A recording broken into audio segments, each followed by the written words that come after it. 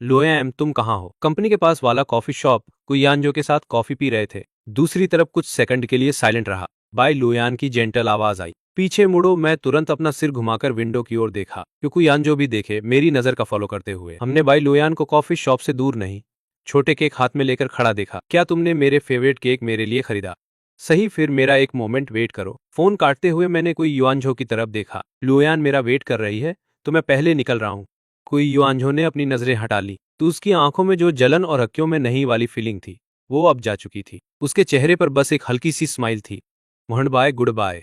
मैं coffee shop से निकला और भागते हुए सीधा बाई लोयान के पास गया। बाई लोयान ने वो छोटा सा केक पकड़ा हुआ था और मैंने एक हाथ उनके कंधों पर डाल दिया। हम दोनों एकदम क्लोज होकर हंसते बोलते हुए कबर्ड ग्रुपा की तरफ बढ़ने लगे। कॉफी शॉप में बैठा कोई युआनझो वहां तक देखता रहा जब हम उसकी नजरों से पूरी तरह गायब नहीं हो गए।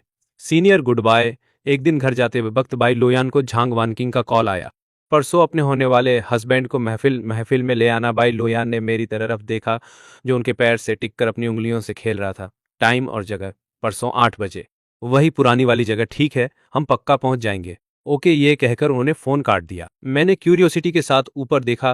क्या वो झांग वेनकिंग दीदी का कॉल था? वो परसों हमें एक गैदरिंग के लिए बुला रही हैं। सही है, मैं पिछले कुछ दिनों से क्रेजी लेवल पे बिजी हूँ। थोड़ा रिलैक्स करने के लिए ये अच्छा टाइम है। झांग फैमिली कर वापस आने के बाद मैं झांग वानरू और झांग यान से परसों की गैदरिंग के बारे में बात करने ही वाला था। पर जैसे ही मैं अंदर गया मैंने देखा झांग वानरू जल्दी में बाहर भाग रही थी। यहाँ तक कि वो मेरे पास से गुजरी, पर उन्होंने एक नजर मुझे देखा तक नहीं और चली गई। मैं दरवाजे के पास ब्लैंक होकर खड़ा रह गया और लिविंग रूम में बैठे झांग यान की तरफ सिर घुमाया। दीदी को क्या हुआ है? झांग यांग एक मीनिंगफुल स्माइल देने लगा। इधर आजा, मैं तुझे सीक्रेटली बताऊंगा। मेरी क्यूरियोसिटी पिक्ड हो गई। मैं झटपट दौड़ते हुए झांग यांग के बगल में बैठ गया। झांग यांग ने बिट अराउंड द बश नहीं किया, उसने डायरेक्टली मुझे सब कुछ बताया। सुनते ही मैं तुरंत स्टन हो गया। बहन के पास असल में फर्स्ट लव था। झांग यांग ने हाँ में सिर हिलाया, बिल्कुल सही। और तू कभी अंदाजा नहीं लगा पाएगा, वो बॉय हमारी बहन का एकमात्र पसंदीदा था। मैं हैरानी में जबड़ा ड्रॉप हो गया। तो फिर उसने उससे ब्रेकअप क्यों किया? इसे सुनते ही जियांग यांग का एक्सप्रेशन थोड़ा सौर हो गया। क्या वो क्यू यानझो गाय की वजह से नहीं था? मैं पूरी तरह स्टन हो गया। क्यू यानझो के इसमें शामिल होने की उम्मीद नहीं थी। अचानक जियांग वानरू का क्यू यानझो के प्रति पुराना एटीट्यूड याद आया तो तुरंत समझ आया कि जियांग वानरू उसे इतना नापसंद क्यों है। पता चला कि ये एक हिस्टोरिकल इश्यू था। तो क्यू यानझो ने एग्जैक्टली क्या किया? जियांग याम भरी और मुझे बताया जियांग वानरू के पास्ट और उसके फर्स्ट लव की कहानी। कहानी बहुत सिंपल थी और थोड़ा क्लिशे भी। जियांग वानरू का पहला प्यार झोलिन था। वो जियांग वानरू के साथ ही उसी मेजर में क्लासमेट था। जियांग वानरू और झोलिन की कहानी असल में रिच गर्ल और पुअर स्कॉलर की रियल लाइफ वर्जन थी। जियांग वानरू अमीर परिवार से आई थी। उसका बैकग्राउंड बहुत अफ्लुएंट था और लुक भी किलर था। स्कूल में वो बिल्कुल प्रिंसेस जैसी थी। झो लिन के फैमिली बैकग्राउंड की बात करें तो वो काफी ऑर्डिनरी लगती थी, और फिर भी झो लिन ने अपनी स्किल्स पर भरोसा किया और सबको इम्प्रेस करने वाली प्रेस्टिजियस स्कूल में एडमिशन लेना, जियांग वानरू वगैरह के क्लासमेट बनना कभी कभी फेच में मैजिक जैसा होता है, क्योंकि ये दो बिल्कुल अलग स्टेट्स वाले लोगों को जिनके बीच कुछ भी कॉमन नहीं कनेक्ट कर देता है। जियांग वानरू जो लिन की अनडाइंग और रेजिलिएंट ऑरा से बहुत अट्रैक्टेड हो गई तो उसने झो लिन की हर मूव पर ध्यान देना शुरू कर दिया। बाद में जियांग वानरू का दिल मूव हो गया। जैसे ही उसका दिल मूव हुआ जियांग वानरू फॉर्मली एक्शन लेगी तो जियांग वानरू ने झो लिन को परस्यू करना शुरू किया।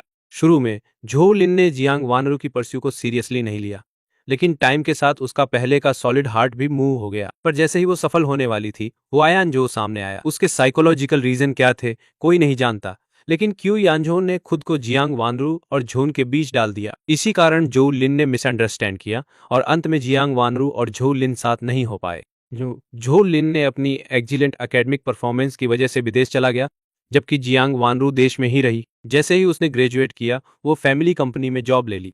दिमाग में एक क्वेश्चन पॉप हो गया, क्या क्यू यानझो को लोयान पसंद नहीं है? क्या उसके पास इतना टाइम था कि वो जाकर बहन के जोर लिन के साथ रिलेशनशिप को बर्बाद कर दे? जब जियांग यांग ने ये सुना उसकी आंखों में चमक आ गई। क्यू यानझो के लिए थोड़ा कंटेम्प्ट दिखाते हुए, कौन जानता है वो लड़का लो यान और हमारी बड़िन के पास आने वाले हर बॉय के प्रति अजीब हेट रखता है। मैं एक पल के लिए सीरियसली सोचा, भौहें सिकोड़ते हुए, कि क्या हो सकी क्यू यानझो ने मिसअंडरस्टैंड किया और सोचा कि जो लिन वो लड़का है जो लो यान के करीब आने की कोशिश कर रहा है। तो जियांग यांग भी कुछ देर के लिए सीरियसली सोचा। लगता इस वजह के अलावा उसे और कोई रीजनेबल कारण नहीं मिला। मैं हाँ था, इस लड़के के दिमाग में कुछ गड़बड़ है। अच्छा है कि अब वो विदेश चला गया है। मैं बेफिक्री से हंस पड़ा तो बहन बस बाहर चली गई। क्या ऐसा है कि उसे कहीं ना कहीं पता चल गया अजो लिन देश वापस आया और शायद एयरपोर्ट पर उसे पिक करने गया। मैंने सिर हिलाया, समझ आया दिखाते हुए। भाई, क्या तुम्हें लगता है बहन अभी भी जो लिन के लिए फीलिंग्स रखती है? झांग यांग एक पल के लिए सोचा। शायद नहीं तो उसने वो नहीं किया होता। ऐसे ही एयरपोर्ट पर किसी को पिक करने के लिए धावा बोलना, सच में। दूसरे तरीके से सोचें, अगर बड़ी बहन सच में जो लिन के साथ हो सके तो बुरा नहीं होगा। आखिरकार वो अब जवान नहीं रही और ज्यादा रिलेशनशिप नहीं हुई। जोर से बोलना थोड़ा एम्बारासिंग लग रहा है। मैंने सुना और होंठ चिपकाए, हंसते हुए। मैंने जियांग ई यांग के कंधे पर अपना हाथ रख दिया। वास्तव में तुम्हें किस तरह का इंसान पसंद है? तो मैंने बस कैजुअली पूछा, लेकिन पता चला कि सवाल पूछते ही जियांग ई यांग एक पल के लिए फ्रीज हो गया, जैसे कुछ या किसी को याद कर रहा हो। तेरे पास कुछ चल रहा है ना? वो कौन है? जियांग ई यांग के चेहरे पर शर्मिंदा लुक आ गया जब उसे पकड़ लिया गया। उसने होंठ चुपचाप बंद किए और लंबा टाइम सोचा। अचानक उसने मिस्ट्री की तरह मुझसे कहा, मेचिन, मैं तुझसे एक क्वेश्चन पूछता हूँ। पूछ ले, आगे बढ़। मेरी आंखों में क्यूरियोसिटी के छोटे छोटे स्टार्स भर गए। जियांग ई यांग थोड़ा शर्मिला लग रहा था। उसने लंबा टाइम हिचकिचाया, फिर कहा, अगर तुम्हें कोई बहुत छोटा उम्र वाला पीछा करे तो क्या तुम उस व्यक्ति के साथ रहोगी? मैं हैरानी से जियांग ई यांग को देखा। अब भाई, क्यूट छोटी लड़की तुझे पीछा कर रही है क्या? तो उस एक लाइन ने जियांग ई यांग का पूरा चेहरा लाल कर दिया। जियांग ई यांग गिल्टी होकर इधर उधर देखता रहा। बकवास मत कर, मैंने तो बस कैजुअली पूछ लिया। मैंने ऐसा एक्सप्रेशन दिया जैसे मैं सब समझता हूँ। जियांग यांग और भी ज्यादा एम्बेरेस्ड हो गया। तो तूने अभी तक मेरे सवाल का जवाब नहीं दिया। एक पल के लिए सीरियस होकर सोचा और नाटक करते हुए अपनी ठुड्डी भी सहलाई। टी पर कितनी छोटी? क्या वो एडल्ट है? जियांग यांग की नजरें थोड़ी बचती हुई सी थीं। बस कुछ ही साल छोटी है, वो पक्का एडल्ट है। तो जिसे परेसू किया जा रहा है, उसे उस प्रीटी लड़की के बारे में कैसा फील हो रहा है? क्या कोई फीलिंग्स हैं? जब मैंने ये कहा तो मेरा चेहरा एकदम गॉसिपी सा लग रहा था। जियांग यांग के गाल हल्के से लाल हो गए। उसकी बातें भी थोड़ी लड़खड़ाने लगी। मैं उसे डिसलाइक नहीं करता, मुझे लगता है मैं उसे थोड़ा पसंद करता हूँ। मेरी आंखें चमक उठी। मैंने एक्साइटमेंट में जियांग यांग का हाथ पकड़ लिया। अगर फीलिंग्स हैं तो फिर किस बात की हेजिटेशन है? पर वो मुझसे काफी छोटी है। आजकल के जमाने में जब जेंडर इश्यू नहीं है तो उम्र क्या चीज है? मेरा मतलब है, अगर परेसू होने वाले को वो लड़की बुरी नहीं लगती तो उसे एक चांस देना चाहिए। ये सुनकर जियांग कुछ सोचने लगा। मुझे भी कोई जल्दी नहीं थी। मैंने उसे बस धीरे धीरे सब समझने का टाइम दिया। जियांग वानरू सच में हवाई अड्डे पे जो लीन को पिकअप करने गई थी। जब चू लीन विदेश गया, जियांग वानरू भी हवाई अड्डे पर गई। पर वो चू लीन के सामने डायरेक्ट नहीं आई। वो बस चुपके से एक कोने में छिप गई और अपने पसंदीदा बॉयज को प्लेन में चढ़ते देखती रही। हाल ही में जियांग वानरू ने अपनी यूनिवर्सिटी क्लास ग्रुप चैट खोली, जो उसने सालों से नहीं खोली थी। 99 से ज्यादा मैसेज में उसने तुरंत ही चू लीन के देश वापस आने की न्यूज देखी और जब पता चला कि चू लीन की फ्लाइट आज रात है, जियांग वानरू फटाफट बाहर निकल पड़ी। इन सारे सालों में जियांग वानरू ने असल में चू लीन को कभी नहीं भुलाया। चूले के विदेश जाने के बाद जियांग वानरू ने अपने फैमिली कनेक्शन से थोड़ा बहुत चूलीन की लाइफ का रिसर्च किया। जब पता चला कि चूलीन की विदेश की लाइफ सब ठीक चल रही है, जियांग वानरू को थोड़ा बहुत रिलैक्स महसूस हुआ। जियांग वानरू को लगा कि चूलीन को वापस आने का कोई इरादा नहीं है। अचंभे से वो वापस आ गया।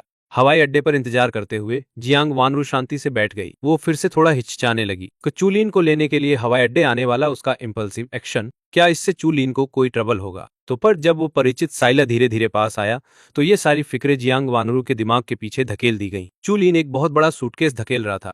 जियांग वानरू ने चूलीन को देखा और उसके होठों पर हल्की स्माइल आ गई। चूलीन, लॉन्ग टाइम नो सी। परिचित आवाज ने चूलीन के थॉट्स को खींच लिया। कई साल पहले की बात है, तो यादों की उस लड़की ने एक बार ऐसे कूल आवाज में उसका नाम बुलाया था। तो चूलिन की आंखों में वो रिमिनिसेंस देखकर जियांग वानरू के होठ फिर से स्माइल कर गए। पहले चलते हैं यार, यहाँ खड़े होकर रास्ता ब्लॉक मत करो। इसी बात पर जियांग वानरू ने सीधे उसका हाथ पकड़ लिया और एयरपोर्ट से बाहर निकल गई। अचूलिन की धुंधली नजर उनके जमे हुए हाथों पर पड़ गई और फिर उसने जियांग वानरू की साइड प्रोफाइल की ओर नीचे देखा। चेहरा फ्लैश हो गया। मैं खुद चल सकता हूँ। फिर चुलिन ने अपना हाथ खींचने की कोशिश की, पर जियांग वानरू और ज्यादा टाइट पकड़ ली। एयरपोर्ट भीड़ भाड़ वाला है, सीन मत बनाओ। अभी बनो उस अगुड बनो से चुलिन का दिमाग थोड़ा ब्लैंक हो गया। वो बेवकूफी से जियांग वानरू द्वारा एयरपोर्ट से बाहर ले जाया गया। बस ऐसे ही जियांग वानरू ने चुलिन को कहा कि सूटकेस ट्रंक में रखो, फिर पैसेंजर डोर खोलकर अंदर बैठो। अचुलिन ने पैसेंजर सीट की ओर हिचकिचाते हुए देखा। पीछे बैठना बेहतर रहेगा। इसी वजह से चुलिन पीछे की सीट की ओर चलने की सोच रहा था। वो कार की डोर खोलने के लिए हाथ बढ़ाया, पर जियांग वानरू के हाथ ने रोक दिया। जियांग वानरू ने खुद और कार के बीच चुलिन को कोने में धकेल दिया। हल्का सिर उठाते हुए बोली, खुद ही अंदर बैठो या मैं मदद करूं, एक चुनो। चुलिन का चेहरा और भी लाल हो गया, तो वो बैक डोर के हैंडल को छोड़कर जल्दी से पैसेंजर सीट पर बैठ गया। जियांग वानरू के होठों के कोने ऊपर की ओर मुड़ गए। जब वो कार की ओर झुकी तो उनके बीच की दूरी अचानक बंद हो गई। चुलिन ने उसकी ओर देखा, उसकी नजर हर तरफ झपकने लगी। वो जियांग वानरू ने हाथ बढ़ाया और उसके लिए सीट बेल्ट बांध दिया, फिर बाहर झुकी और कार का दरवाजा बंद कर दिया। जियांग वानरू को कार के सामने से घुमा घुमा के अंदर बैठते चुलिन का हाथ सीट बेल्ट को कस के पकड़ लेता है। उसका दिल ऐसा लग रहा था जैसे छाती से बाहर कूद ही जाने वाला हो। तो कार में बैठने के बाद जियांग वानरू ने अपना सीट बेल्ट बांध लिया। उसने दोनों हाथ स्टीयरिंग व्हील पर रखे। हवाई जहाज से उतरते ही तुम्हें जरूर भूख लगी होगी, पहले खा लेते हैं, जियांग वानरू ने ऐसा टोन दिया कि इनकार नहीं किया जा सके। चू लिन ने मुंह खोला, पर अंत में एक भी शब्द नहीं निकला। उसका समझौता वाला एक्सप्रेशन जियांग वानरू को बहुत खुश कर गया। कार धीरे धीरे हवाई अड्डे से निकल गई। जियांग वानरू ने चू लिन को अपने पसंदीदा रेस्टोरेंट में ले गई। ऑर्डर करते समय जियांग वानरू ने चून से कूल अंदाज में एक सवाल पूछा, पहले जैसा ही स्वाद अभी भी है क्या? चू लिन ने मेज पर रखे पानी का गिलास उठाया और एक घूंट लिया। जियांग वानरू ने तुरंत कुछ डिशेज ऑर्डर कर दी, तो पानी पीने की चू लिन की हरकत थोड़ी रुक गई। वो सब डिशेज थीं जो उसे खाने में पसंद थीं। इतने सालों बाद भी जियांग वानरू ने उसके टेस्ट को याद रखा, यह उसने नहीं सोचा था। जियांग वानरू ने ऑर्डर खतरने के बाद सिर घुमाया और चू लिन को उसे खाली खाली देखता हुआ देखा। मुझे पूरा यकीन है कि मैंने तुम्हारे टेस्ट को गलत याद नहीं किया, है ना? फिर चू लिन ने फिर से होश में आकर मुस्कुराती जियांग वानरू को देखा। उसके चेहरे पर भी अनजाने में एक स्माइल आ गई। तेरी मेमोरी वाकई बहुत बढ़िया है। तू अभी भी याद रखता है कि मुझे क्या खाना पसंद है? सुन के जियांग वानरू ने चुलिन को बिना हटे घूरा। मेरी मेमोरी अच्छी नहीं है, बस तेरे से जुड़ी चीजों की मेमोरी ही बढ़िया है। जैसे ही उसने चुलिन को देखा, जियांग वानरू ने दिल में पहले ही कुछ तय कर लिया था। वो चाहती थी फिर से चुलिन को परस्यू करे। उस साल उसने एक बार छोड़ दिया था, वो चाहे जो भी हो नहीं छोड़ेगी। इसीलिए अभी अभी से जियांग वानरू एक अम्बिग्युअस माहौल बना रही थी। उसका चुलिन के लिए फीलिंग्स छुपाने का कोई इरादा नहीं था। चुलिन ने जियांग वानरू की नजर से टकराया और उसकी आंखों की ज्यादा गर्मी से जल गया तो वो तुरंत ही हट गया। जियांग वानरू नहीं चाहती थी कि चुलिन को रिट्रीट का मौका मिले। वो धीरे धीरे हाथ बढ़ाकर धीरे से चुलिन की पीठ पर हाथ रखी तो उसके हाथ के नीचे का हाथ एक पल के लिए कड़ा हुआ, लेकिन नहीं हटा। देखकर जियांग वानरू की आंखें चमक उठी। वो धीरे धीरे चुलिन का हाथ थाम ली। चुलिन, तू समझ रहा है मैं क्या कहना चाहती हूँ, है ना? तो चुलिन कुछ सेकंड चुप रहा, फिर धीरे धीरे सिर हिलाया। तो मैं जानती हूँ। जियांग वानरू का चेहरा खुशी से चमक उठा। उसकी आवाज में एक अनजानी तात्कालिकता थी। तो क्या तुम मुझे एक चांस दोगी फिर से तुम्हें ट्रैक करने का? कचुलिन ने जियांग वानरू को कुछ बोले बिना देख लिया। जियांग वानरू को कोई जल्दी नहीं थी। वो वही आदमी था जिसे वो प्यार करती थी। उसे तुरंत कोई फैसला लेने के लिए जबरदस्ती नहीं करनी थी। कोई बात नहीं, पहले खा लेते हैं। जियांग वानरू ने उसका हाथ छोड़ दिया। कचुलिन कुछ बोलना चाहता था, पर जैसे ही उसने मुंह खोला, प्राइवेट रूम के दरवाजे पर खटखटाहट सुनाई दी। वेटर ने एक करके डिशेस टेबल पर रखे, फिर शालीनता से कमरे से बाहर निकल गया। जियांग वानरू ने पहल करके चुलिन की प्लेट में खाना डाल दिया। खाओ। चुलिन ने उसकी ओर देखा, फिर थोड़ी देर बाद सिर हिलाया। अचुलिन इस खाने को थोड़ा डिस्ट्रैक्टेड होकर खा रहा था। जियांग वानरू ने सब देखा पर कुछ नहीं कहा। तो खाना खत्म करने के बाद जियांग वानरू ने चुलिन को घर ड्राइव करने की योजना बनाई। कार में बैठते ही जियांग वानरू ने धीरे धीरे बात की। क्या क्या तुम्हारा घर अभी भी उसी एरिया में है? चुलिन की सीट बेल्ट बंधाने की हरकत थोड़ी रुक गई। अब फिर उसने सिर हिलाया। जियांग वानरू ने गैस पे पैर रखा और आधे घंटे बाद कार एक प्यारे माहौल वाले रेजिडेंशियल एरिया में रुक गई। ये रेजिडेंशियल एरिया कई साल पुराना था, पर हाल ही में रिनोवेट हो गया और माहौल बहुत बढ़िया था। चुलिन कार से बाहर निकला। थोड़ा बदलते हुए इस रेजिडेंशियल एरिया को देखकर वो हैरान रह गया। उसे उम्मीद नहीं थी कि इतने सालों तक न लौटने के बाद घर ऐसा बदल गया होगा। जियांग वानरू ने नई बनी हुई रेजिडेंशियल एरिया को देखा। उसके होठों पर एक अर्थपूर्ण मुस्कान आ गई। किसी ने तो इस इलाके की वैल्यू देखी होगी।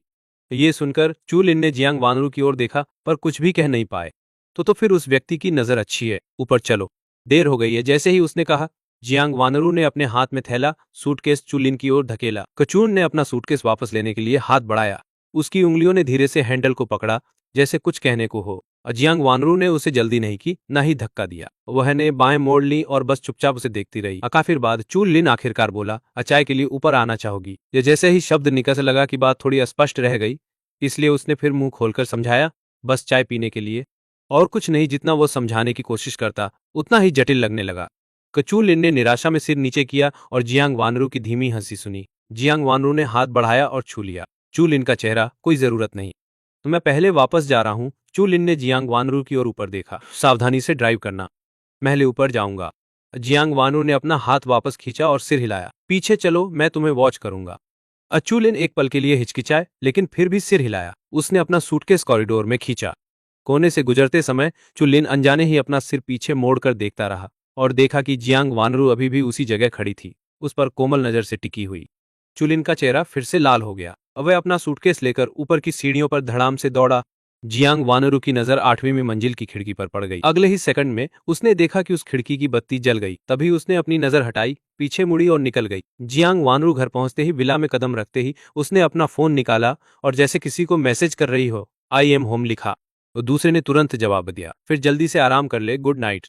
Good night. तो मैं अभी कहना भूल गई थी, तुम बहुत हैंडसम लग रहे हो, चश्मा भी पहने हुए। जियांग वानरू ने अपने फोन की स्क्रीन देखी तो दूसरे ने उसकी मैसेज का काफी समय तक जवाब नहीं दिया। वह भी जल्दी में नहीं थी और फोन को अपनी जेब में रख दिया। जैसे ही उसने ऊपर देखा, किचन के दरवाजे पर मेरी आंखों से मिल गई। जियांग वानरू चौंक गई, फिर उसके चेहरे पर एक मुस्कान खिल गई। अभी तक रेस्ट क्यों नहीं कर रहा? मैं हाथ में पानी की गिलास घुमा रहा था, नीचे आया एक गिलास पानी लेने। अरे यार, जल्दी ही थोड़ा रेस्ट ले लेना चाहिए। मैं अब ऊपर वाले फ्लोर की तरफ जा रहा हूँ। वैसे जियांग वानरू भी ऊपर जाने की प्लान बना रही थी। अचानक मेरी आवाज पीछे से आई, असिस तो अभी किसको टेक्स्ट कर रही थी। जियांग वानरू का शरीर कड़क गया। फिर उसने सुना मैं एक और लाइन बोल रहा था, तो तू तो बड़ी हैप्पी लग रही है, मुस्कुरा रही है, क्या तेरे पास बॉयफ्रेंड है? जियांग वानरू हैरानी से पीछे मुड़कर देखी। मैं उसे क्यूरियसली देख रहा था। जियांग वानरू एक पल सोचे के बाद स्मिर्क किया। अभी तक नहीं जीत पाई उसे, पर मैं पूरी कोशिश करूंगी।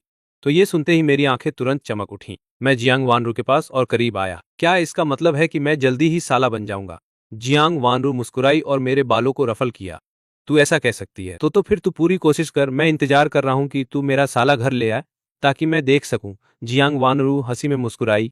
मैं पूरी कोशिश करूंगा। मैं अपने कमरे में वापस आया और जियांग यांग को अभी जो हुआ था बताने का इंतजार नहीं कर पा रहा था। जियांग यांग बिस्तर पर पेट के बल लेटा फोन खेल रहा था। अचानक मेरा मैसेज देखकर उसके चेहरे पर स्माइल आ गया, तो उसे क्लिक करके पढ़ा और तुरंत शौक में उछल गया। सिस, क्या वो वाकई सिंगल स्टेटस से बाहर निकलने वाली है? पक्का सच्चाई होगी। उसने खुद ही कहा कि हम जल्दी ही साला बनेंगे। मैंने नहीं सोचा था कि हमारी बड़ी दीदी इतनी काबिल होगी। वो असल में से संभाल लेती है। तो मैं स्क्रीन पे आया मैसेज देखकर भौहें चढ़ा ली कि उसने कहा कि अभी तक उसने जीत नहीं पाई। ठीक है, मैं अपनी बात वापस लेता हूं कि हमारी बड़ी दीदी बहुत काबिल है। अगर चूलन इतना आसान था पिच करना, तो हमारी दीदी के लिए तो बहुत आसान हो जाता ना। शुरुआत में ही सब कुछ वैसा ही था। ये तो एक क्लासिक एंग्स्टी प्लॉट नहीं लग रहा। जियांग यांग ने मेरे भेजे हुए मैसेज को देखा, फिर उसे समझदारी लगा और हाँ कह दिया। हमारा एस सेन सही कह रहा है, तो हमें हमारी दीदी को थोड़ा सजा देना चाहिए जब वो अपने पति को पकड़ने की कोशिश कर रही है। हाँ, मैं तो इसको लेकर थोड़ा उत्साहित हूँ। दोनों भाई उत्साह से चैट कर रहे थे। उनके चैट विंडो में एक अनपेक्षित मैसेज पॉप अप हुआ। तुम दोनों मेरे काम की बात करने से पहले, क्या तुम्हें नहीं पता कि ये हमारा 3 भाई का ग्रुप चैट है? गलत जगह पर भेज दिया। जैंग वॉन रू की याद दिलाने के बाद हमें समझ आया कि हम इसे गलत ग्रुप में भेज चुके थे। तो किसी के पीछे गॉसिप करते हुए खुद वही व्यक्ति पकड़े तो कैसा फील होता है? तो बिल्कुल तुम तुरंत ही रन कर दोगे। स्लीपी हो रहा हूँ, स्लीपी हो रहा हूँ। अकल भी वर्क है, अभी सोने जा रहा हूँ। मैं बहुत स्लीपी, अब बिस्तर पर जा रहा हूँ, गुड नाइट। जियांग वानरू ने अपने फोन की चैट स्क्रीन देखी। उसके होठों पर एक हेल्पलेस स्माइल आ गया, तो उसने फोन नीचे रख दिया। उसकी उंगलियों ने फोन स्क्रीन पर रिदमिकली टैप किया।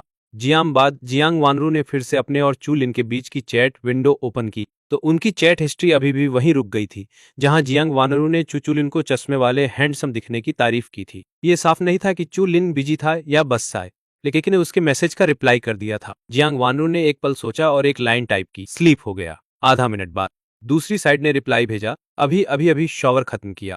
क्या चल रहा है?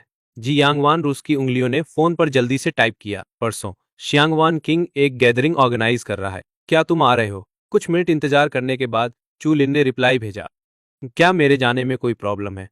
कोई भी इनअप्रोप्रिएट चीज नहीं है। सब पुराने क्लासमेट्स हैं, ओके फिर चलेंगे। जियांग वान रस के होठों के कोने हल्के से उठ गए।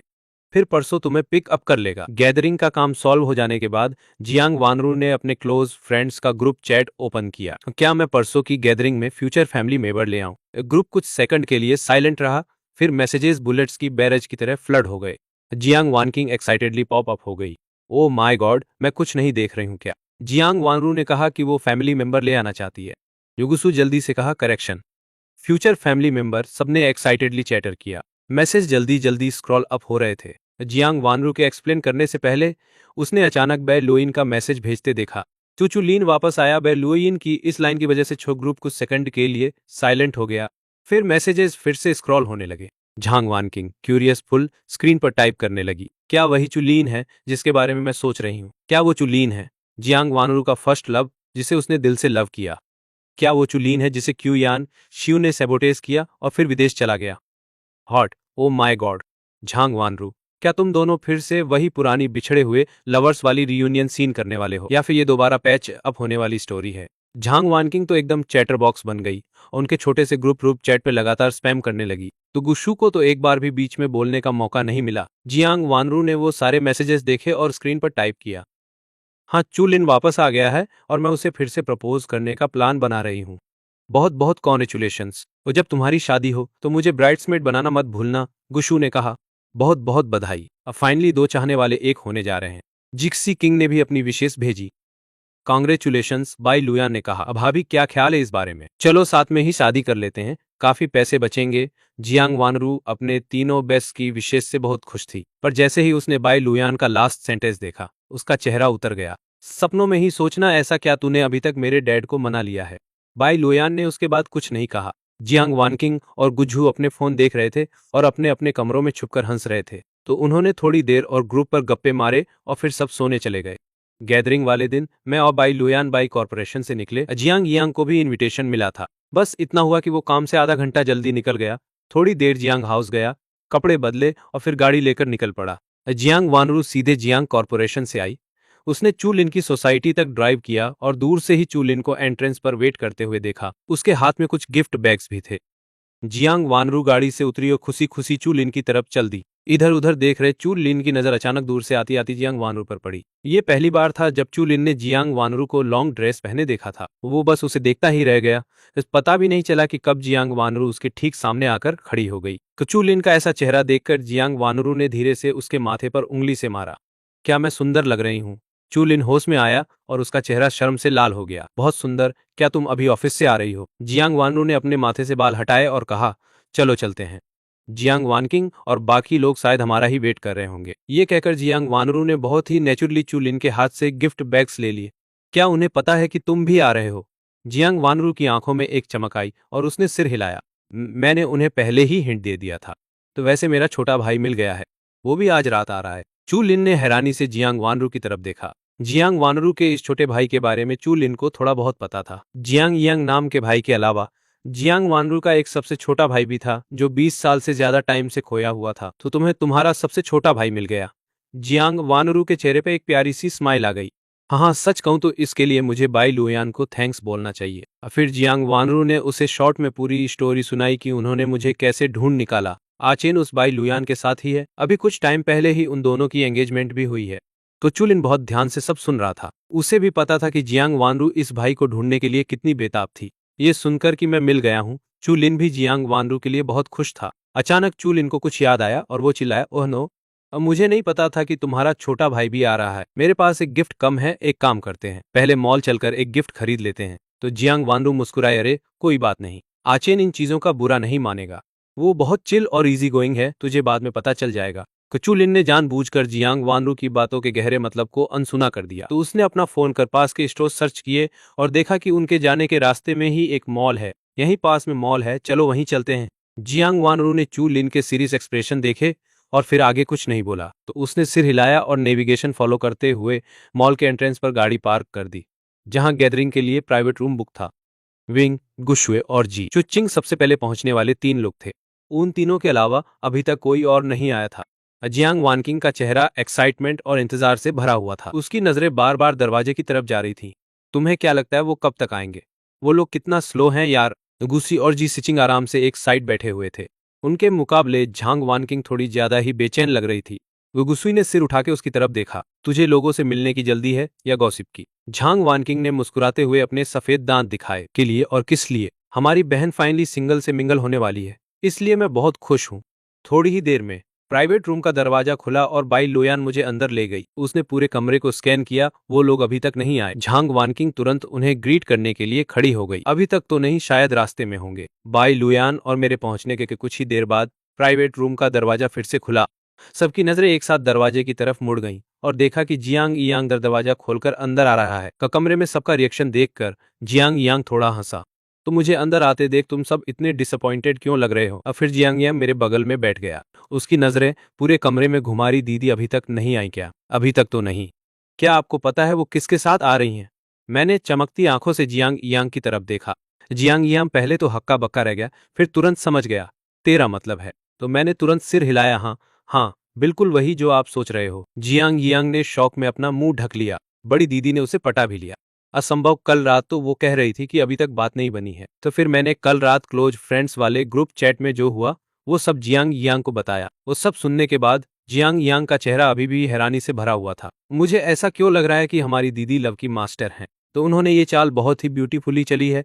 भले ही आज मॉम डैड यहाँ नहीं है, पर फिर भी इसे अपने क्लोज फ्रेंड्स और सगे भाई से मिलवाना ही माना जाएगा। मैंने भी एग्री करते हुए सिर हिलाया। मुझे भी उम्मीद नहीं थी कि जियांग वानरू इतनी स्किलफुल होंगी। अगर वो जियांग वानरू का फिक्स्ड पार्टनर ना होता तो शायद वो इतना आगे ना बढ़ती। इसने तो चू लिन को लगभग ये वानरू के सोशल सर्कल और फैमिली सर्कल में खींच लिया है। ये एक तरह से उसे जियांग वानरू के फ्यूचर हस्बैंड के स्टेटस की चुपचाप मंजूरी देने जैसा है। जब वो लोग एक्साइटमेंट में बातें कर रहे थे तभी प्राइवेट रूम का दरवाजा बाहर से फिर से खुला। जियांग वानरू सबसे आगे चलकर अंदर आई। उसका छोटा सा फ्रेम अपने पीछे चू लिन को बस आधा ही छुपा पा रहा था। कमरे में मौजूद हर किसी ने जियांग वानरू के पीछे झांकने की कोशिश की और दे उसके पीछे से चश्मा पहने एक यंग लड़का बाहर निकला तो चू लिन की नजरें कमरे में बैठे एक इंसान पर घूमी। फिर उसके चेहरे पे एक प्यारी सी स्माइल आ गई। हेलो एवरीवन, मैं चू लिन हूँ। यहाँ जियांग यां और मेरे अलावा बाकी सब चू लिन को बहुत अच्छी तरह जानते थे। टाइम नो सी चू लिन। उनमें से ज्यादातर लोग सेम मेजर में थे और स्कूल के टाइम पर कभी कभी एक दूसरे से मिलते रहते थे। और चून और जियांग वानरू के बीच जो भी था वो सब बहुत अच्छी तरह जानते थे। जियांग वानरू ने हल्का सा खांसा और चूलिन को लेके मेरे और जियांग यांग के सामने आकर खड़ी हो गई। चूलिन, चलो मैं तुम्हें इंट्रोड्यूस कराती हूँ। ये जियांग यांग है और ये जियांग शेन है। जियान और मैं अपनी ब्राइट स्माइल के साथ उनकी तरफ देखने लगे।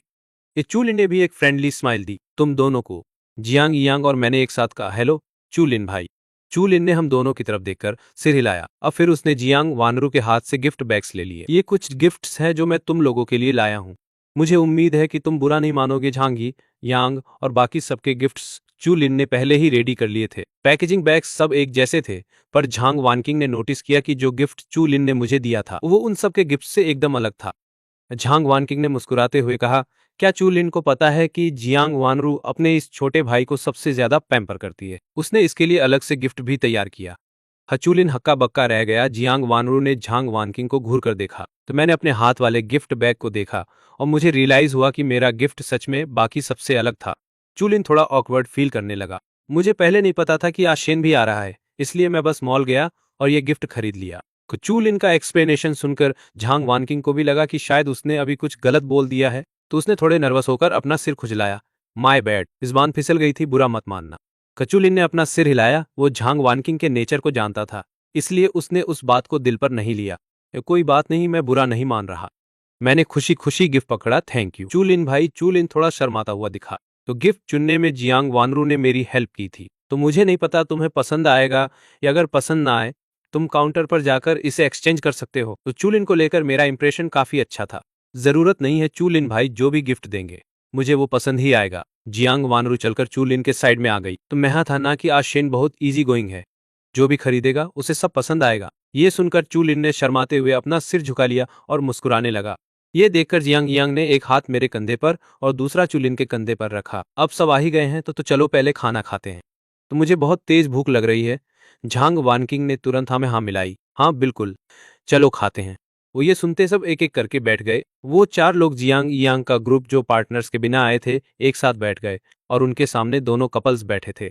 खाना शुरू होने के बाद बाई लोयान ने हमेशा तरह सबसे पहले मेरी पसंद की डिशेज सर्व की, वो डिशेज जो मुझे खाना सबसे ज्यादा पसंद है। उनके बगल में जियांग वानरू ने भी वही किया। उसने चूलिन की फेवरेट स्वीट एंड सोर पोर्क रिब्स उसके बाउल में डाल दी। चूलिन ने चुपके से अपने सामने बैठे उन 4 लोगों की तरफ देखा। उसने धीरे से जियांग वानरू को थैंक यू बोला। जियांग वानरू बहुत अच्छे मूड में खाना खाने लगी, तो फिर वो बीच बीच में चूलिन की पसंद का खाना उसके बाउल में डालती रही।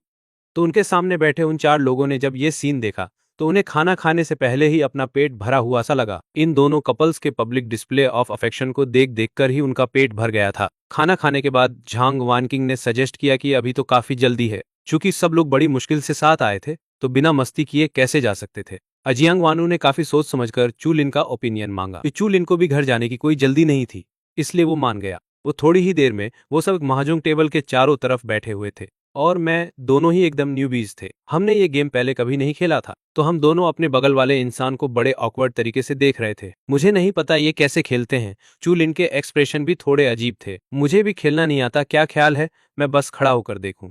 वो जियांग वानरू ने उसे रोकने के लिए अपना हाथ बढ़ाया, अरे कोई बात नहीं, थोड़ी देर देखोगे तो खुद ही समझ जाओगे। तो मैं तुम्हें सिखा सकती हूँ, बाई लोयान ने मुझसे प्यार से कहा। अगर तू जीता तो सब तेरा, तो और अगर तू हारा तो वो मेरा सिर। जब मैं यहाँ हूँ तो क्या तुझे अभी भी डर लग रहा है कि तू सीख नहीं पाएगा? इस बात पे मैंने भी हामी भर दी। ये भी सही है। झांग वानकिंग ने उन चारों को इतना स्वीट और चीजी होते देख मन ही मन कसम खाई। मैं तो पक्का इन्हें नहीं छोड़ने वाली। जब तक चूलिन और मैं इनएक्सपीरियंस थे, उसे जियांग वानरू और बाई लुयान को अच्छे से लूटना था शुरुआत में, क्योंकि हमें एक्सपीरियंस नहीं था।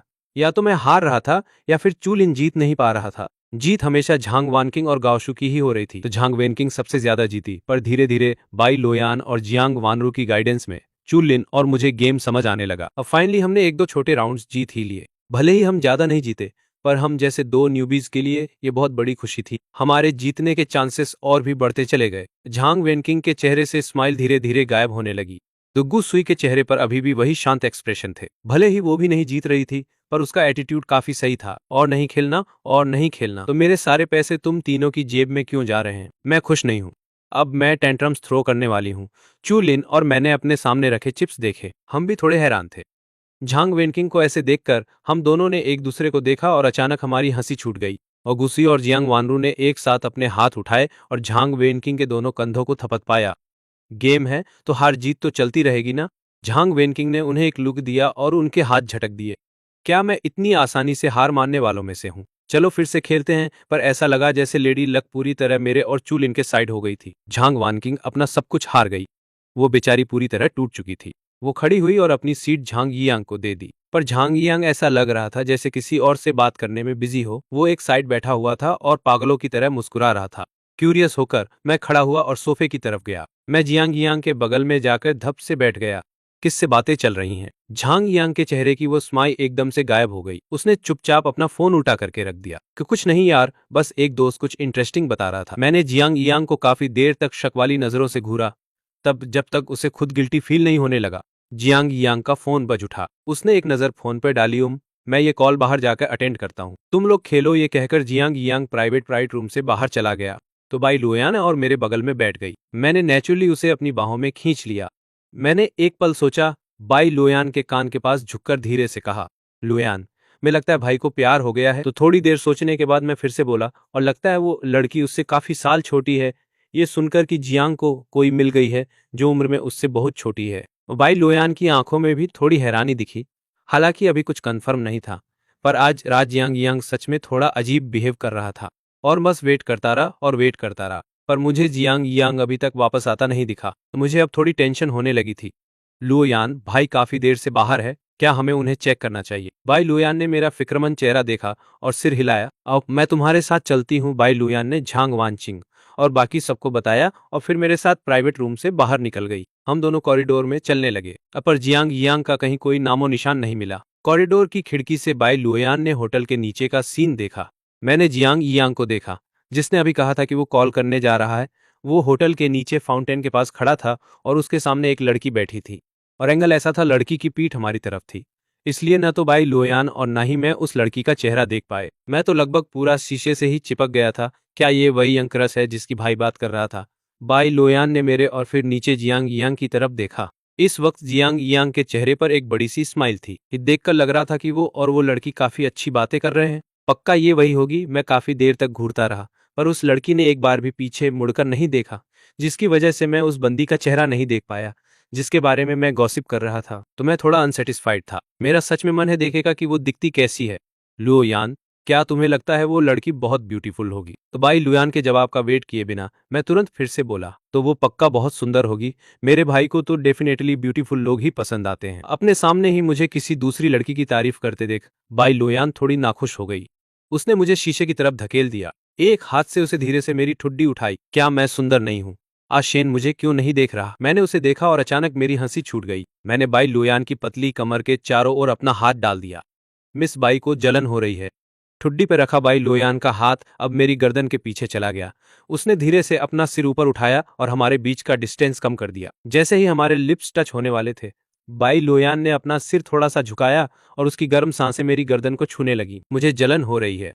और इसी के साथ बाई लोयान ने सीधे मेरे होठों पर किस कर लिया। हम होटल के कॉरिडोर में ऐसे किस कर रहे थे जैसे आसपास कोई हो ही नहीं। कि मुझे डर था कि कोई वहां से गुजर न जाए, इसलिए मैंने धीरे से बाई लुयान को पीछे धकेल दिया। अगर किसी ने हमें देख लिया तो बहुत एम्बेरेसिंग होगा। बाई लुयान के होठों पर एक हल्की सी मुस्कान आ गई। और आज शेन जो कहेगा मैं वही करूंगी। तो मैंने फिर से नीचे फाउंटेन की तरफ देखा तो पाया कि नीचे खड़े वो दो लोग न जाने कब वहां से जा चुके थे। मेरे फोन पर एक मैसेज आया, जियांग यांग का मैसेज था। वो कुछ काम आ गया है, मुझे पहले निकलना होगा, तो उन्हें बता देना। मैंने बाई लुयान को वो मैसेज दिखाया और एक लाइन टाइप की, ओके भाई, फिर जल्दी घर आना याद रखना। मैसेज मिल गया। मैंने अपना फोन वापस रख लिया और बाई लुयान को सीधे वापस प्राइवेट रूम में ले गया। तो ग्रुप ने प्राइवेट रूम में थोड़ी देर और मस्ती की और सबके अपने घर निकलने से पहले जियांग वानरू फिर से चू लिन को घर छोड़ने गई और बाई लोयान ने भी मुझे ड्रॉप किया। लेकिन हम सीधे घर नहीं गए, इसके बजाय हम पास की एक फूड स्ट्रीट चले गए।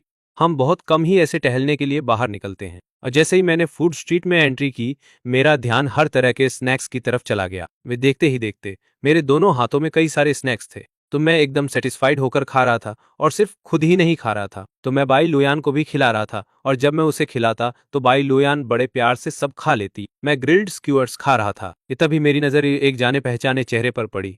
मैं रुक गया और उसे गौर से देखने लगा। लुयान, मुझे लगता है भाई दिख गया है। बाई लुयान ने अपने पंजों पर खड़े होकर वहां देखने की कोशिश की जहां मैं इशारा कर रहा था। वहां कुछ ही मीटर की दूरी पर एक फूड स्टॉल पर दो लोग बैठे थे। उनमें से एक जियांग यांग था। तो मैं उस लड़की को लेकर बहुत ज्यादा क्यूरियस था, इसलिए मैंने खाने की फिक्र छोड़ दी और बाई लोयान को उसी डायरेक्शन में खींचने लगा। तब पर जब तक हम उस फूड स्टॉल पर पहुंचे, जियांग यांग और वो लड़की वहां से जा चुके थे और फूड स्ट्रीट में बहुत भीड़ थी। मुझे जियांग का कहीं पता नहीं चला। दोनों ही बार किस्मत खराब थी। मैं उस लड़की का चेहरा नहीं देख पाया।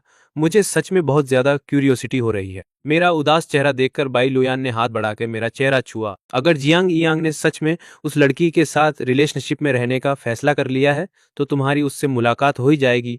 मैंने उसकी तरफ देखा तो काफी देर मैंने आप भरते हुए कहा, हम तुम सही कह रही हो। हम दोनों थोड़ी देर और फूड स्ट्रीट में टहले और फिर ड्राइव करके घर आ गए। तो वैसे देखा जाए तो ये काफी बड़ा कोइंसिडेंस था। तो बाई लुयान की कार अभी गेट पर रुकी ही थी, तभी पीछे से दूसरी कार की आवाज आई। मैंने मुड़कर देखा तो जियांग यांग कार से बाहर निकल रहा था। तो बस बात यह थी कि उसने जो कपड़े पहने थे वो नहीं थे जो वो पहनकर बाहर गया था।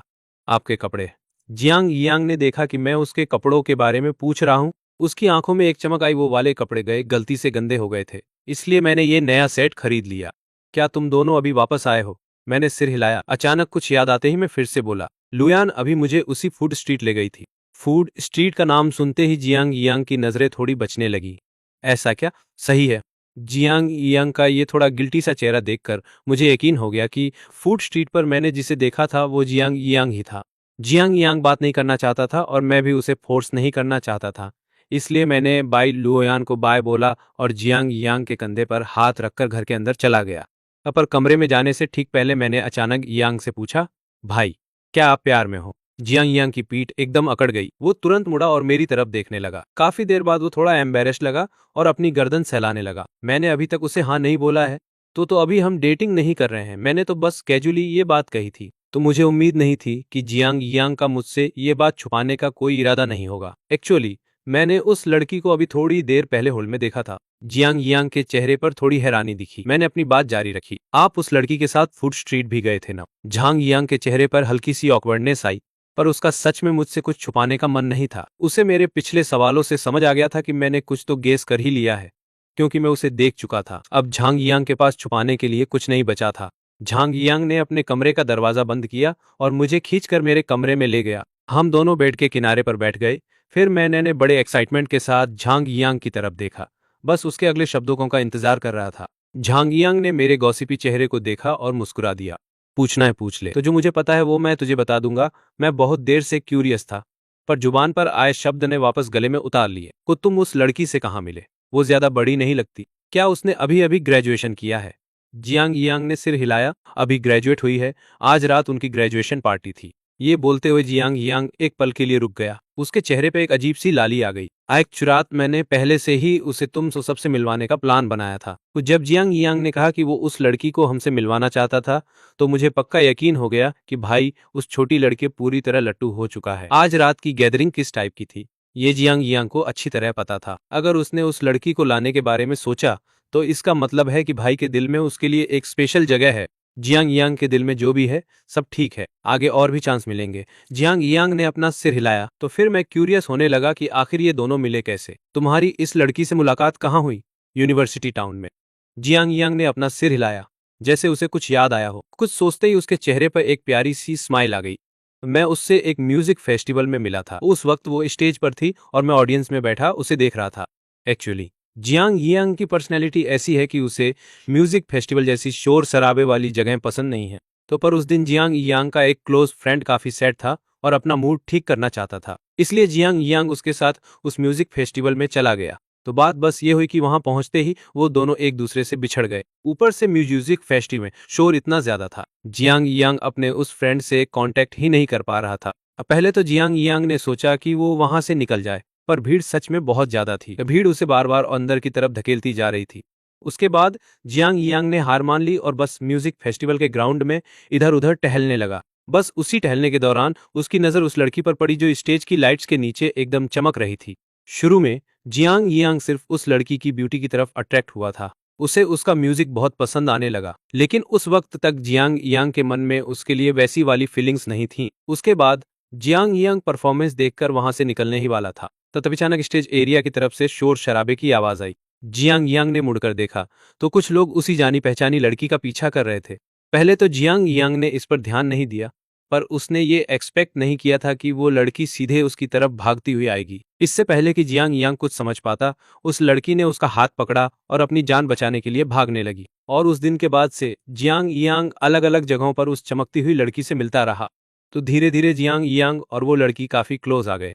जियांग यांग को खुद भी पता नहीं चला कि कब उसे वो पसंद आने लगी। तो बस जब उसने इसे कन्फेस किया तो जियांग यांग ने तुरंत उसकी फीलिंग्स को एक्सेप्ट नहीं किया। तो मैंने झांग यांग को देखा जो अपनी मुलाकात की यादें सुना रहा था। झांग यांग के चेहरे पर पूरे टाइम एक प्यारी सी स्माइल थी। तो क्या अब आपने अपने दिल की बात एकदम क्लियरली समझ ली है? मैंने बड़े एक्साइटमेंट के साथ झांग यांग की तरफ देखा और उससे पूछा। झांग यांग होश में आया, अपने छोटे भाई की तरफ देखा और मुस्कुराते हुए मेरे बाल बिगाड़ दिए। मेरे मन में उसके लिए फीलिंग्स तो हैं, पर हम साथ होंगे या नहीं ये उसकी परफॉर्मेंस पर डिपेंड करता है। मैंने सिर हिलाया, बिल्कुल सही बात है। तो तुम्हें उस लड़की को थोड़ा टेस्ट करना चाहिए। अगर वो बंदी सही नहीं निकली या उसका कैरेक्टर खराब हुआ तो मैं झांग यांग को उसके साथ कभी नहीं रहने दूंगा। और जियांग यांग के मेरे कमरे से जाने के बाद तो मुझे अचानक कुछ याद आया। इतनी देर तक पूछताछ करने के बाद मुझे रियलाइज हुआ कि मैं सब जरूरी चीज पूछना ही भूल गया, और वो ये कि आखिर उस लड़की का नाम क्या था। आज जब मैं काम पर गया तो मैंने अचानक मैनेजर वांग को कुछ नए चेहरों के साथ अंदर आते देखा। मैनेजर वांग ने सबको उन अजनबी चेहरों के बारे में बताया। तो ये हमारे डिपार्टमेंट के नए इंटर्न्स हैं, सब लोग प्लीज इनका वेलकम करें। तो सबने साथ दिया और तालियां बजाईं। उसके बाद मैनेजर वांग ने उन इंटर्न्स को लिया और अलग अलग एम्प्लॉयज के साथ असाइन कर दिया। उनमें से मुझे भी एक इंटर्न मिली। तो मेरे साथ जो बंदी असाइन हुई थी उसे देखकर एक बार में ही पता चल रहा था कि वो फ्रेश ग्रेजुएट है, एकदम वाइब्रेंट और सुंदर लड़की जिसकी स्माइल बहुत ब्राइट थी। मेरा नाम शू वेई है। तो मैंने अपने सामने खड़ी शू वेई नाम की उस लड़की को देखा और सिर हिलाकर हेलो बोला। अशु वेई को हंसना बहुत पसंद था। वो खुद किसी चमकते हुए सूरज जैसी थी। ऊपर से वो मीठा बोलती थी और उसकी वर्क एफिशिएंसी भी बहुत हाई थी।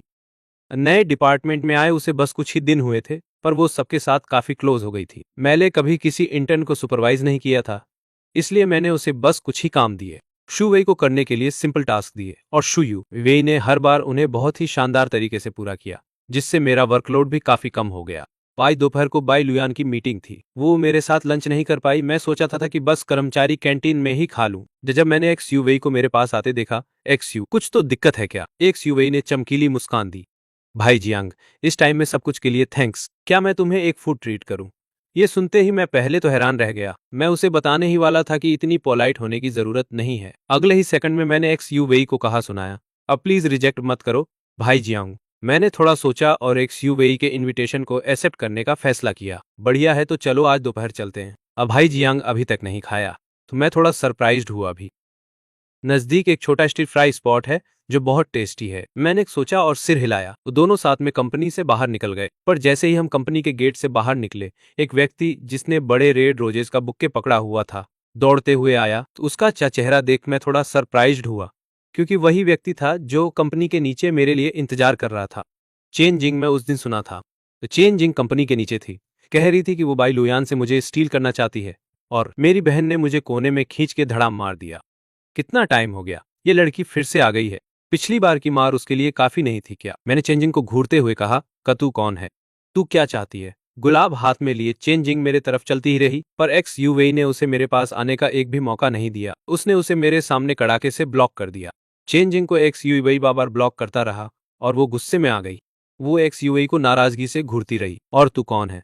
मेरे पास जियांग शेन को कहने को कुछ है, रास्ता सा कहकर चेंजिंग ने एक्स यू को धक्का देने की कोशिश की, पर एक्स यू एक इंच भी नहीं हटा। उसका छोटा सा फ्रेम भी बहुत पावरफुल था। मैं कौन हूं, कोई फर्क नहीं पड़ता। तू क्या चाहती है? चेंजिंग 2 बार धक्का दिया, तो जखा की एक्स यू को धक्का नहीं लगा पा रही। उसके चेहरे पर अजीब सी झलक आई, पर उसने जल्दी से फेशियल बदलकर ड्रेस ठीक करने की कोशिश की। मैं जियांग शेन को परस्यू कर रहा हूं। चल हट, मेरी कॉन्फेशन में मत रोको। मैंने एक्सयूए के कंधे पर थथपा दिया। एक्सयूए ने सिर घुमा लिया और मैंने आवाज धीमी कर दी। मैं उसे नहीं जानती, क्या तुम उसके गेट रीड करने का कोई तरीका सोच सकते हो? एक्सयू ने एक पल सोचा, फिर सिर हिलाया। फिर उसने चेन जिंग की तरफ बहुत चमकीली मुस्कान के साथ मुड़ गई। मुझे हमेशा लगता रहा कि एक्सयू की इस मुस्कान में थोड़ा शरारती टच है। जैसे ही अगले सेकंड में मैं सीधे एक्सयू को देख गया। उसने अपना हाथ चेंजिंग की गर्दन के चारों ओर लपेटा, तो उसकी एजली स्किल्स ने एक्सयू को चेंजिंग को आसानी से कंट्रोल करने दिया और उसके हाथ के नीचे चेन जिंग का सिर हेडलॉक में फंस गया। एक्सयू ने मुझ पर चमकीली स्माइल दी। झांग, थोड़ा मेरा इंतजार कर। तो फिर चेन जिंग की प्रोटेस्ट को इग्नोर करते हुए उसने उसे दीवार के कॉर्नर की तरफ ले गई। दरवाजे पर 2 सिक्योरिटी गार्ड इस सीन को देख रहे थे। ये सीन थोड़ा फेमिलियर लग रहा था, तो मेरी आंखें उनके फिगर्स को फॉलो करती हुई उस फेमिलियर कॉर्नर पर रुक गईं, क्योंकि दोनों का बैक इस दिशा की तरफ था। 2 सिक्योरिटी गार्ड और मैं नहीं जान पाए कि वो क्या कर रहे हैं। मैंने सिर्फ चेन जिंग को अचानक झुके हुए देखा, तो उसका पूरा शरीर लगभग जमीन पर स्क्वैट हो गया और एक्सू वेई ने अपने हाथों से नॉन एग्जिस्टेंट धूल झाड़ दी। वो स्माइल करके मेरी ओर चली आई। भाई जियांग, चलो चले। मैं उस कॉर्नर की तरफ एक झलक मारता हूँ। बोलते समय मेरी आवाज थोड़ी चिंतित थी। तुमने उसके साथ क्या किया? एक्सू वेई ने मासूमियत से सिर हिलाया। कोई बात नहीं, बस एक फ्रेंडली एक्सचेंज था। कोई सीरियस बात नहीं है। मेरी नजर उस कोने में खड़ी व्यक्ति पर पड़ी, वो आकृति जो खड़ी नहीं हो पा रही थी। क्या तुम पक्का हो कि वो बस एक छोटा एक्सचेंज था? तो कोई सीरियस बात नहीं है, ये कर एक्सयूवेई ने अपनी छाती पर थपथपा दिया। चिंता मत करो, निम्मी लिमिट्स पता है।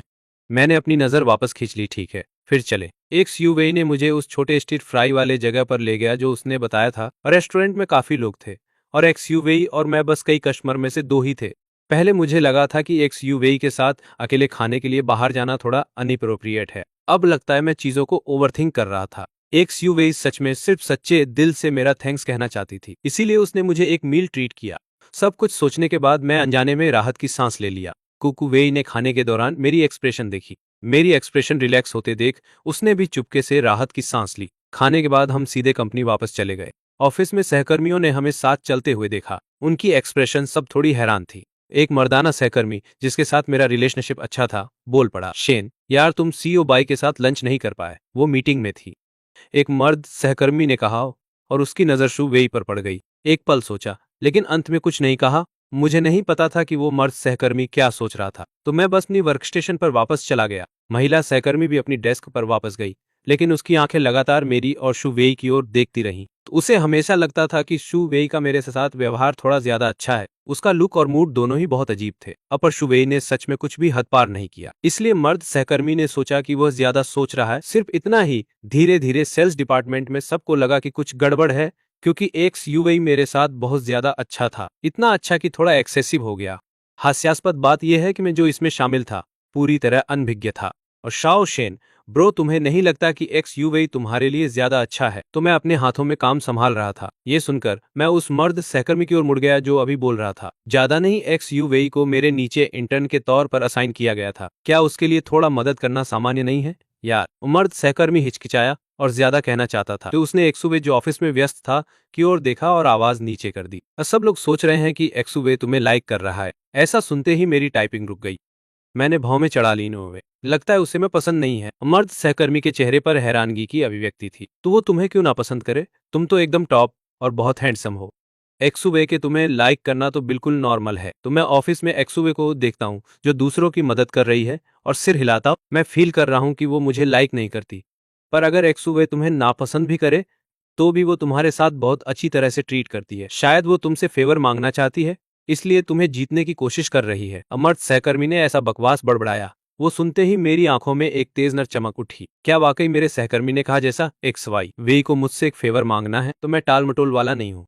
लंच ब्रेक में मैंने एक्स वाई को कॉल किया, वे स्टेयरवेल की ओर गई। मैंने उससे सब कुछ फ्रैंकली समझाया, जबकि ए की हैरान अभिव्यक्ति देख रहा था। मुझे पता था कि मेरा अंदाजा सही था, एक्स वाई वे मुझे पसंद नहीं करती थी। फिर बहुत संभावना थी, जैसे मेरे सहकर्मी ने कहा, कि एक्स वाई वे मुझसे फेवर मांगना चाहती थी। क्या कुछ ऐसा है जिसमें तुम्हें मेरी हेल्प चाहिए? मैंने थोड़ा हिचकिचाते हुए पूछा। ये सुनते ही एक्स यूवी शर्माते हुए सिर खुजलाने लगी। क्या मेरी तो जीतने की कोशिश इतनी क्लियर थी? भाई जी आओ। मैंने सिर हिलाया, आंखों वाले कोई भी देख सकता है। तो तुम ही बताओ अगर ये स्पष्ट था। एक्स यूवी शर्माते हुए मुस्कुराई। असल में मेरे पास एक चीज है जिसमें मुझे तुम्हारी मदद चाहिए। भाई जियांग, मैं भी थोड़ा क्यूरियस था। पहले मैं एक्स यूवेई को नहीं जानता था। मैं उसके लिए क्या मदद कर सकता हूँ ब्रो? बस बता दो। अगर ये ऐसा कुछ है जिसमें मैं मदद कर सकूं तो मैं पूरी कोशिश करूंगा। अगर ये मेरी काबिलियत से बाहर है तो बस माफी मांग सकता हूँ। एक्स यूवेई ने सिर हिलाया। जरूर, ये वही चीज है जिसमें तुम जरूर मेरी मदद कर सकते हो भाई जियांग। अब मैं क्यूरियस हो गया। मैं एक्स यूवेई को देख रहा था, उसके आगे बोलने का इंतजार करते हुए। लेकिन जैसे ही अहम मोड़ आया, एक्स यूवेई अचानक शर्मीली हो गई। मैंने अनजाने में एक्स यूवेई को देखा, जब वह अपनी उंगलियों को मोड़ मोड़ कर रगड़ रही थी। तो जब कोई नर्वस होता है तो ये एक सबकॉन्शियस छोटा सा एक्शन होता है। एक्स यूवेई किस बात से नर्वस थी? तो मैं अभी तक नर्वस भी नहीं था। वैसे ये पर्सन बोलेगा या नहीं, सस्पेंस मुझे मार रहा है। जैसे ही मैं उसे धकेलने के लिए मुंह खोलने वाला था, एक्स यू अंत में बोली, भाई जांग, तुमने कहा था कि तुम्हारा बायोलॉजिकल बड़ा भाई जियांग ये यांग है, सही? बिल्कुल सही। एक्स यू ने गहरी सांस ली और ऊपर देखी। उसकी नजर में पक्का इरादा था। सच्चाई तो यह है कि मैं जियांग ई यांग को परस्यू करना चाहता हूँ। जैसे ही वो शब्द बोले गए, मैं तुरंत हैरान हो गया। ये मैं ही नहीं, यहाँ तक कि सहकर्मी भी चुपके से छुपे हुए थे। तो बाहर वाले भी हैरान रह गए। एक्स यू ने अभी क्या कहा? और जिसको वो परस्यू करना चाहती थी वो मैं नहीं बल्कि मेरा बड़ा भाई था। तो सब अवाओ, तो ये लड़की मेरी गर्लफ्रेंड नहीं बल्कि मेरी साली बनना चाहती थी। मैं काफी टाइम तक दंग रह गया। ईद जैसे कुछ याद आया, अचानक मैं हाथ बढ़ाकर एक्स यू को घुमा दिया ताकि उसकी पीठ मेरे सामने आ जाए। फिर मैं उसकी पीठ को एक पल के लिए घुरा। अचानक मुझे समझ आया, तो वही तुम थी। एक्स यू उलझी हुई लुक में सिर खुजलाते हुए। भाई जिया, मैं ही था। तो मैं पहले कैसे नहीं समझ पाया? एक्स यू की बहुत ही जान पहचान वाली लग रही थी। तो वो व्यक्ति जो मैं उस दिन होटल के नीचे वाले फव्वारे के पास देख रहा था, जियांग यांग के बगल में खड़ी थी, वही ये लड़की थी। समझ आया, सब कुछ समझ में आ गया। तो क्या तुम पहले जियांग होटल में थी, अपनी यूनिवर्सिटी ग्रेजुएशन पार्टी अटेंड कर रही थी? एक्स यू दंग रह गई। उसके चेहरे पर हैरानी की लहर दौड़ गई। तो भाई, तुमने कैसे जाना? तो मैंने हाथ माथे पर रखा। तुम और मेरा भाई होटल से निकलने के बाद क्या तुम भी पास की फूड स्ट्रीट में गए? एक्स यू ने फिर से हैरान हो गई, फिर उस सिर हिलाया। हाँ, इस बार सच्चाई पूरी तरह से साफ थी। तो मैं हमेशा जिज्ञासु रहा हूं कि मेरे भाई को किसने कन्फेस किया था। तो मैंने कभी नहीं सोचा था कि वो एक्स यू ही होगी। लेकिन चूंकि तुम मेरे भाई को परस्यू करना चाहती हो, तो तुम उसके कंपनी में काम क्यों नहीं गई?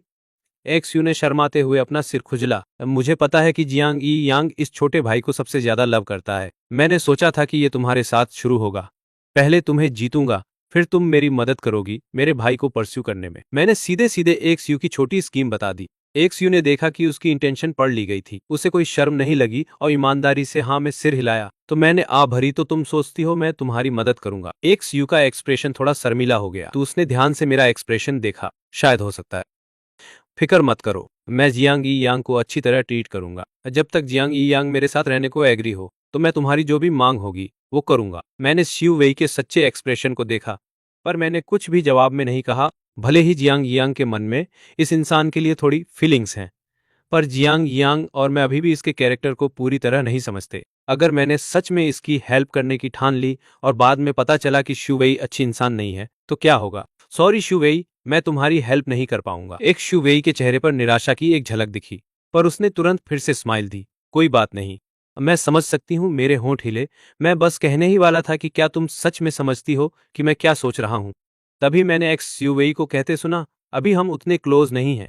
आपका शक करना तो नॉर्मल है। मैंने ये एक्सपेक्ट नहीं किया था कि आप इतनी जल्दी मुझ पर ट्रस्ट करके मेरी हेल्प करने लगेंगे। झांग भाई। तो मैंने अपने होंठ भींचे और कुछ नहीं बोला। शू वेई अपनी धुन में बोलती रही। तो मैं अपने एक्शन से आप लोगों को ये प्रूव करके दिखा दूंगी। काफी देर की साइलेंस के बाद मैंने हाथ आगे बढ़ाकर एक्स शू वेई का कंधा थपथपाया। अपना बेस्ट दो। मैंने अपना हाथ पीछे खींच लिया।